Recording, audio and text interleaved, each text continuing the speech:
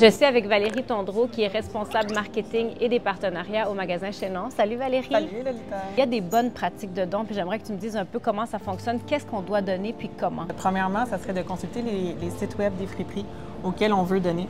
Comme par exemple, sur notre site web du magasin, on a vraiment les dons acceptés, des dons refusés. Évidemment, donner des dons en bon état. Comme ce jeans ici, il est en parfait état. Fait que ça, c'est des trucs qu'on aime. On aime les trucs lavés, propres, puis en bonne condition. Et si c'est chouette parce que même si elle est en parfait état, c'est une jupe qui est assez vintage. Oui. Donc ça peut être quelque chose qui est plus vieux, mais Exact. en autant que ça soit propre, beau, qu'on ait encore envie de le porter dans le fond. C'est pas l'année du vêtement qui compte, c'est vraiment sa condition. On avait un beau veston qui était abîmé, là.